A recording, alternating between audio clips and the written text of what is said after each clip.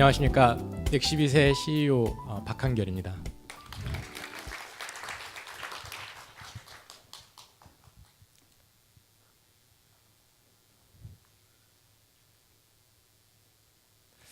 네, 그 불금이라고 하죠. 예, 이렇게 일주일 일로 불을 태우시고 금요일 밤까지 이렇게 열심히 이런 데까지 와주셔서 일단 진심으로 감사드리는 말씀을 드리고 싶고요. 바로 시작하겠습니다. 저희 거래소 넥시빗의 사업 비전에 대해서 설명드리려고 합니다. 예, 저를 간단하게 소개를 드리자면요. 저는 굉장히 다양한 일을 지금 해왔습니다. 실은 대학교는 런던에서 나왔는데요. 경제학을 전공을 했는데 첫 직장을 개발자로 먼저 근무를 시작했습니다. 금융권에서 뭐 신한은행, 농협은행, 뭐 우리나라에 있는 이제 대표 은행들에서 금융 관련된 솔루션들, 보안 관련된 솔루션들을 많이 개발을 하다가 컨설팅 회사에서 빅데이터 분석도 해봤고요. 그러다가 블록체인 쪽으로는 보스코인의 CEO로서 이제 역임을 하면서 백서 작성이랑 ICO 총괄을 맡게 됐었는데요. 그 이후에 이제 저희 공동 창립자 스티브랑 만나서 이제 거래소를 작년부터 만들어 왔습니다. 그렇다면 저희 넥시빗은 과연 어떤 거래소일까요? 요즘에 거래소들이 정말 많이 나오고 있죠. 우후죽순으로 이제 한국 내에서도 뭐 수십 개가 이미 되는 상황인데요. 저희 넥시빗의 차별점은 과연 그럼 뭘까요? 겉으로 보기에는 비슷해 보일 겁니다. 뭐 좌측에는 이제 다양한 코인들을 선택할 수 있는 판이 있고요. 중간에는 이제 널찍한 차트가 있고 바로 밑에는 쉽게 매수와 매도할 수 있는 주문창이 있고요. 그리고 우측에는 실시간으로 내려오는 호가창과 체결 내역들을 볼 수 있습니다. 겉으로 보기에는 어떻게 보면 평범한 거래소라고 볼 수가 있는데요. 여기 안에 굉장한 기술들, 저희의 킬러 컨텐츠 3가지가 있습니다. 그 킬러 컨텐츠 3가지를 오늘 소개시켜 드리려고 왔습니다. 그게 바로 현물 거래, 선물 거래, 그리고 채굴형 거래소라는 표현으로 넥시빗을 표현할 수가 있습니다. 우선은 현물 거래소에 대해서 설명을 드리자면요. 저희 현물 거래소의 핵심은 3가지로 나눴습니다. 성능, 컨텐츠, 그리고 신뢰입니다. 자, 우측 하단에 보시면 저희 체결 내역인데요. 여기 개발 서버에서 저희가 스트레스 테스트하고 있는 상황입니다. 거래들이 정말 빨리 내려오고 있죠. 예. 저희 개발 서버 사양은 실은 실제 서버보다 2분의 1 정도밖에 안 되고요. 운영 서버에서는 이거보다 배의 속도를 볼 수가 있는데요. 요즘에 거래소도 오픈하면 장애 많이 나죠. 저희 거래소 같은 경우는 이런 식으로 성능이 굉장히 좋다는 거를 미리 테스트를 상당히 많이 한 상황이고, 얼마 전에 사전 차걸 이벤트에서도 몇천억대 거래량을 선보였기 때문에 저희 22일 날 공식 오픈할 때도 큰 문제 없을 거라고 생각을 하고 있고요. 통계적으로 봤을 때는 체결 속도가 250 TPS 이상으로 책정이 됐었고, 실질적으로 거래량은 10조 원 이상의 거래량을 처리할 수 있을 것이라고 저희가 계산을 했습니다. 비트맥스가 전 세계에서 가장 큰 거래량을 지금 거래하고 있는 거래소 중에 하나인데요. 비트맥스가 맥스로 쳤을 때 10조 원 정도의 거래량을 보였습니다. 그래서 어떻게 보면 저희는 이미 그런 준비가 되어 있는 거래소고요. 그리고 마지막으로는 동시 접속자 수 같은 경우에도 저희가 AWS의 시스템이 올라가 있기 때문에 언제든지 확장 가능한 시스템으로 구현을 했습니다. 그 다음에 현물 거래소라고 한다면 컨텐츠가 빠질 수 없겠죠. 현물 거래소의 컨텐츠가 과연 뭘까요? 토큰입니다. 네. 거래소의 가장 중요한 컨텐츠는 바로 좋은 코인인데요. 이미 넥시빗에는 12개의 코인이 상장되어 있습니다. 그래서 비트코인이나 이더리움 같은 거물격 코인들도 물론 있고요. 그 다음에 뭐 질리카나 오미세고, 깁토 같은 코인들도 있고, 그리고 뭐 테더나 TUSD 같은 특이한 스테이블 코인들도 존재하고요. 그리고 새로 ICO를 얼마 한지 안 된 뭐 TTC나 엑심체인 같은 새로운 코인들도 적극적으로 상장하고 있는 상황입니다. 그렇다면 앞으로는 어떤 코인들을 상장을 할지 저희가 체계를 만들어 나가고 있는 상황인데요. 5가지를 중심적으로 보고 있습니다. 기술적 설계가 잘 돼 있는가, 실행력이 확실한가, 커뮤니케이션을 잘하는가, 팀이 경력이 적합한가, 그리고 커뮤니티를 잘 관리를 하고 있는가, 소통을 잘하고 있는가. 이 5가지 축뿐만 아니라 실은 BRP와 같은 파트너들 파트너들과 그리고 VC들과도 계속 이제 연락을 하면서 단단한 망을 지금 계속 만들어 나가고 있는 상황입니다.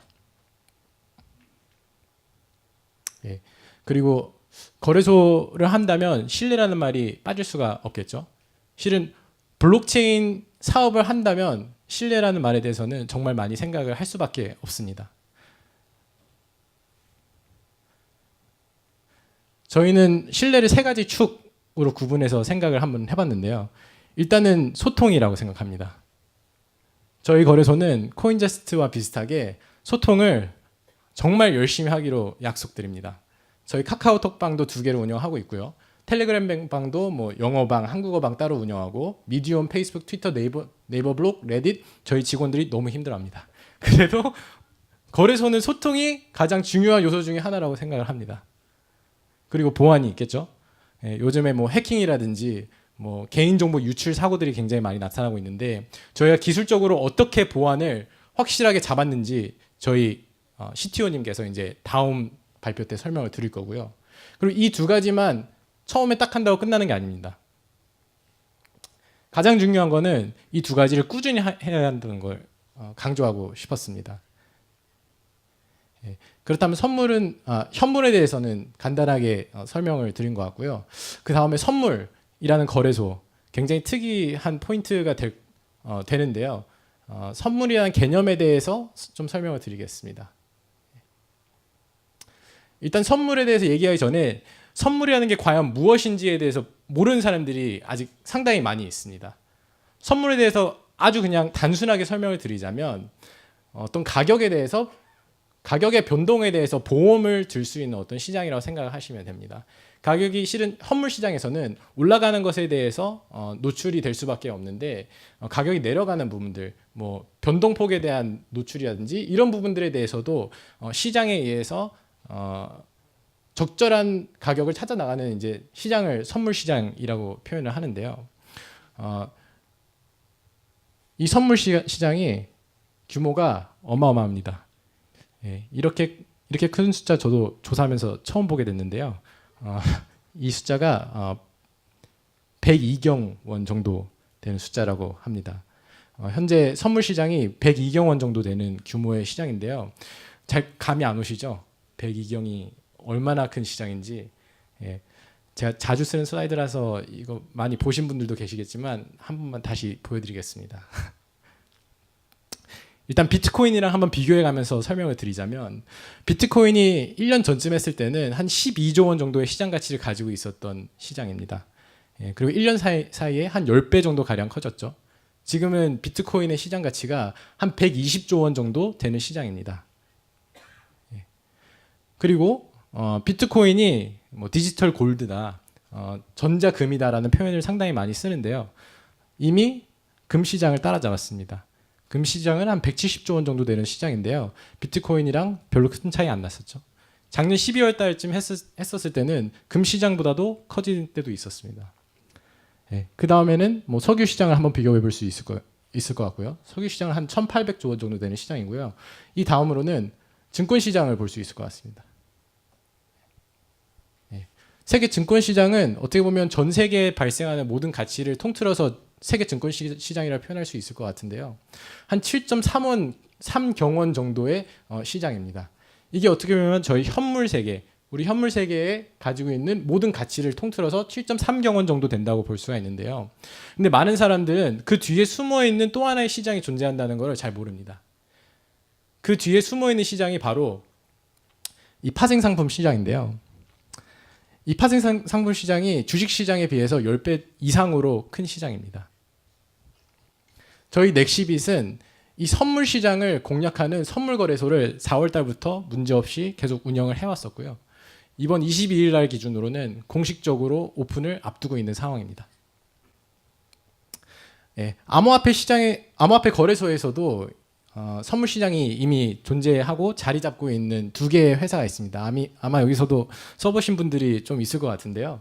뭐 빅맥스나 OKX 같은 경우에는 실질적으로 이 다이어그램 자체가 거래소들의 일 거래량을 이제 포착한 그래프인데요. 좌측에는 바이낸스나 OKX, 호어비 같은 이제 중국 거래소들의 거래량을 보여주는 그래프고, 우측에는 선물 거래 시장들을 보여주는 그래프인데요. 딱 보시면 느낌이 오시죠? 예, 현물 시장의 가치만큼, 현물 시장에서 거래되는 만큼 이미 비트코인은 선물 시장에서 거래가 되고 있습니다. 그리고 이제 좀 아시는 분들은 CM이나 CBOE도 어딨냐고 물어볼 수 있는데, 예, 여기 아주 조그맣게 여기 CM이랑 CBOE가 존재합니다. 실질적으로 비트코인의 선물 거래라든지 파생 상품들은 비트맥스나 OKX 같은 거래소들에서 훨씬 더 많이 거래가 되고 있습니다. 예. 그리고 저희는 여기서 현물과 선물 시장의 상당한 시장 점유율을 이제 앞으로 차지하는 것을 목표로 하고 있습니다. 그렇다면 선물과 현물에 대해서는 간단하게 설명을 드렸는데요. 요즘에 핫한 채굴형 거래소에 대해서도 간단하게 설명을 좀 드리자면요. 채굴 거래소의 시작부터 설명을 드리기가 좋습니다. 6월 달에 F코인이라는 거래소가 엄청난 화제를 불러일으켰었죠. 단 2주 만에 800%만큼의 가격 상승이 있었고요. 그리고 그보다 더 놀라운 것은 거래량입니다. 거래량이 19조 원이라는 어마어마한 거래량을 일으켰습니다. F코인의 비결이 바로 이 트레이딩 마이닝이라는 개념이었는데요. 트레이딩 마이닝이 그렇게 복잡한 개념은 아닙니다. 거래를 거래소에서 했을 때 거래 기여도에 따라서 토큰을 보상을 해주는 거고요. 그리고 그 토큰을 보유하고 있을 때 매출의 일부를 계속 에어드랍 형태로 돌려받을 수 있는 개념입니다. 그래서 이미 채굴형 거래소들은 해외고 국내고 이제 상당히 많이 나오게 됐는데요. 코인마켓캡에서 24개 탑 거래소들을 봤을 때도 이미 3분의 1 가량의 거래소들이 채굴형 거래소들로 전환이 됐습니다. 하지만 채굴형 거래소의 문제도 상당히 많다는 것을 알고 계실 겁니다. 저희는 설계를 했을 때 크게 두 가지의 문제가 있었다고 생각을 했었는데요. 일단 장기적으로 설계가 안 돼 있다라는 부분과 그리고 토큰 가격에 대한 설계에 문제가 있다고 생각을 했습니다. 장기적으로 저희는 설계를 하려고 코인제스트의 모델도 상당히 많이 분석을 했었고, 그래서 똑같이 저희도 넥시 토큰은 3년 동안 매일같이 똑같은 물량이 풀릴 수 있도록 설계를 하면서 지속 가능한 모형을 만들려고 노력을 했고요. 그리고 두 번째는 거래소 모형의 가격 관련된 문제입니다. 이 가격 관련된 문제에 대해서 좀 분석을 해보자면요. 이 채굴형 모형을 어떻게 만들었는지에 대해서 좀 생각을 해봐야 됩니다. 일단 시작은 거래소를 만들었는데 사람들이 거래를 안 합니다. 유동성 공급이 안 된다는 표현을 쓰게 되는데요. 이 유동성 공급을 어떻게 하면 사람들한테 보상할 수 있을까에서부터 시작을 하게 됩니다. 그래서 유동성 공급을 보상해주고 싶다는 목적을 가지고 일단 시작을 하고요. 그래서 나온 아이디어가 그렇다면 내가 거래를 했을 때 발생한 수수료를 모두 다 코인으로 돌려주자라는 아이디어가 나오게 된 거고요. 근데 그렇게 돌려줄 때 어떤 가격으로 그 코인을 돌려줄지에 대해서 고민을 했을 겁니다. 그랬을 때 이제 기준가라는 개념이 나오게 됩니다. 이 코인의 어느 시점에 어떤 가격으로 돌려주면 수수료를 다 돌려줄 수 있지 않을까라는 생각으로 설계를 하게 되고, 그 기준가 기준으로 유동성을 제공한 만큼, 거래량을 일으킨 만큼 토큰을 보상해 주게 되는데요. 그림이 잘 안 보이는데요. 여기는 이제 그 기준가라는 장치를 이용해 가지고 설계한 거래소입니다. 여기 밑에 시간대마다 이렇게 거래량이 몰리는 현상이 보입니다. 이 이유가 바로 기준가라는 걸 설정하고 한도를 딱 정해버렸기 때문에 초반에 사람들이 막 채굴을 해가고 그 다음에 토큰을 이제 더 이상 분배를 안 하기 때문에 거래량이 뚝 끊기는 현상이 발생합니다. 이건 어떻게 보면 굉장히 반시장적인 어떤 설계고요. 또 한 가지 문제가 있는데 가격을 공격을 할 수가 있습니다. 채굴자들 같은 경우에는 F코인의 가격을 파악을 한 다음에 그 다음에 가격을 떨어뜨리는 공격을 합니다. 떨어뜨리는 공격을 왜 하냐면 떨어뜨리게 되면 더 많은 코인을 확보할 수 있기 때문에 떨어뜨리는 거고요. 결국에는 홀더들이 가격에 대한 피해를 보게 되는데요. 넥시비 모형 같은 경우에는 기준가 자체를 파괴했습니다. 고정된 기준가가 아니라 동적으로 가격이 변경될 수 있도록 설계를 하게 됐는데요. 그렇게 되면 이런 공격도 차단을 할 수가 있습니다. 그래서 저희 같은 경우에는 똑같이 유동성 공급을 보상을 해주고 싶다는 뜻은 같은데 저희는 어떤 기준가가 아니라 기여도를 가지고 측정을 하게 됩니다. 그래서 거래소에서 기여를 한 만큼 저희는 코일을 돌려주게 되는 개념인데요. 이걸 바로 더치 옥션 분배 방식이라고 표현할 수 있습니다. 예. 그래서 저희도 똑같이 유동성 공급자가 넥시 토큰의 가격을 공격을 하더라도 결국에는 둘 다 피해를 보기 때문에 안 하게 되는 어떤 장치가 돼 있고요. 넥시 토큰에 대해서 조금만 더 설명을 드리자면 넥시 토큰은 1차적으로 유동성 공급 촉진의 메커니즘이 가장 주 어떤 목표를 가지고 있는 토큰이고요. 신규 가입자나 넥시 홀더들에게 이를 에어드랍을 줄 수 있는 어떤 부가적인 기능들과 그리고 앞으로는 저희가 항상 참여형 거래소라는 표현을 되게 많이 쓰는데 저희 거래소에서 앞으로 상장될 코인들 같은 경우에도 투표를 통해 가지고 상장할 수 있는 시스템들을 구축해 나가려고 하고 있습니다. 예. 그럼 다시 이제 시작으로 돌아와서 넥시빗은 어떤 거래소인가라는 질문을 했을 때 쉽게 말하면 현물, 선물, 채굴형 거래소 전혀 안 쉬운 것 같네요. 되게 어려운 것 같은데 어쨌든 현재에도 집중을 하고 그리고 미래지향적이고 그리고 앞으로 계속 선구적인 그런 거래소를 목표로 하고 있습니다.